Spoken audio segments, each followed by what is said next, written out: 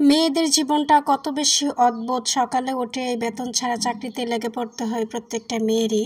তো যাই হোক, আসসালামু আলাইকুম ওয়া রাহমাতুল্লাহ। আশা করি সকল প্রিয় বন্ধুরা ভালো আছেন। দূরে কাছে যে যেখান থেকে আমার ভিডিও দেখছেন প্রত্যেকের প্রতি রইল অফুরন্ত ভালোবাসা। সকালে উঠেই নিজের কাজ শুরু করে দিলাম। চিয়া সিড ভেজিয়ে নিলাম, তারপরে আমার মেয়ের জন্য নাস্তা বানিয়ে মেয়েকে রেডি করলাম। মেয়ে তো দেখেন ব্যাগ কীভাবে উল্টা নিয়েছে, নিয়ে আমার আগেই হাঁটা শুরু করে দিয়েছে চটজলদি। তো মেয়েকে নিয়ে যাওয়াটা আমার এক ধরনের এক্সারসাইজ হয়ে যাচ্ছে, যেহেতু আমি ডায়েট শুরু করেছি। তো মেয়ের সাথে মেয়েকে দিয়ে আসি আর হাঁটি। আর মেয়েকে দিয়ে না আসলে ফজরের নামাজ পড়ে আগে হাঁটতে চাইতাম, এখন মাঝখানে আবার ফজর নামাজ পড়ে আমার একটা গ্যাপ হচ্ছে ওর নাস্তা তৈরি করা, ওর রেডি করা, তারপরে দেন ওরে নিয়ে হাঁটো দিয়ে আসো। তো আমার মামুনি মাশাল্লাহ দৌড়াচ্ছে, ব্যাগটাকে নিয়েছে নিজে নিজে, যেই কারণে উল্টা নিয়েছে। আর আমি ঠিক করে দিতে গেলে বলে থাক। যাই হোক, মেয়েকে মাদ্রাসায় দিয়ে আসলাম। আপনারা সবাই আমার মেয়ের জন্য দোয়া করবেন।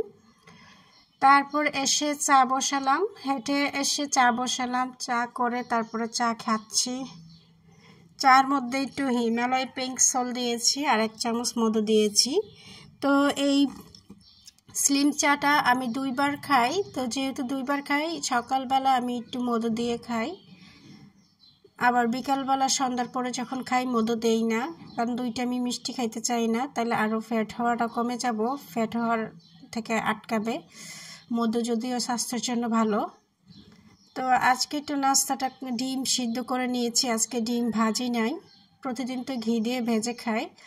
আর এখানে হচ্ছে সালাদগুলো নিয়ে নিয়েছি, ডিমগুলো একটু কেটে সালাদে দিয়ে একটু গোলমরিচের গুঁড়া দিয়েছি, লবণ দিয়েছি, পিঙ্ক সল্ট দিয়েছি আর লেবুর রস দিয়ে, আর সাথে দিয়ে দিচ্ছি বাদাম দিয়ে দিয়েছি,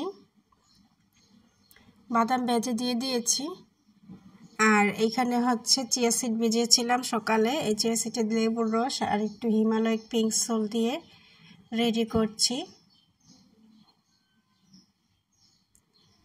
আমার মতো কারা কারা হেলদি লাইফস্টাইল করেন, আমার ভিডিও দেখলে অবশ্যই কমেন্ট করে জানাবেন, এবং আপনারা কি ধরনের খাবার খান আমাকে কমেন্ট করবেন। আমিও চেষ্টা করব ঘুরিয়ে পাল্টে খাওয়ার জন্য। সকালের নাস্তা খেয়ে তারপর আজকে ছোট মাছ রান্না করব। আমাদের অঞ্চলে তো এই মাছটাকে বলে মলাইয়া মাছ। আমরা ছোটোবেলাতে মলাইয়া মাছই শুনছি এবং অনেক খেলাধুলাও করছি, যে পানির মধ্যে, পুকুরের মধ্যে ছোট্টবেলাটা অনেক মনে পড়ে মলাইয়া মাছ নিয়ে।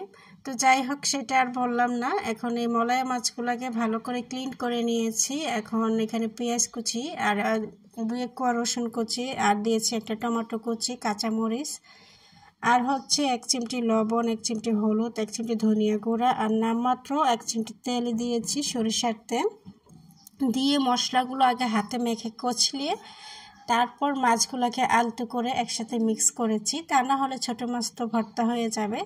তারপর অল্প পরিমাণে পানি দিয়ে দিলাম, পানি দিয়ে এখন সিদ্ধ করে নেব। ধরতে পারেন এক ধরনের সিদ্ধ খাবার, যদিও অনেকে গুঁড়া মাছ এভাবেই হাতে মেখে রান্না করে, কিন্তু মশলার পরিমাণটা বেশি হয়।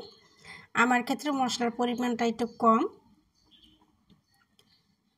তো প্রথমে মনে হয়েছিল যে হলুদ অনেক কম দিয়েছি, কিন্তু যখনই রান্না হচ্ছিল তখনই বোঝা যাচ্ছে যে হলুদের কালার মাশাআল্লাহ অনেক সুন্দরই আসছে।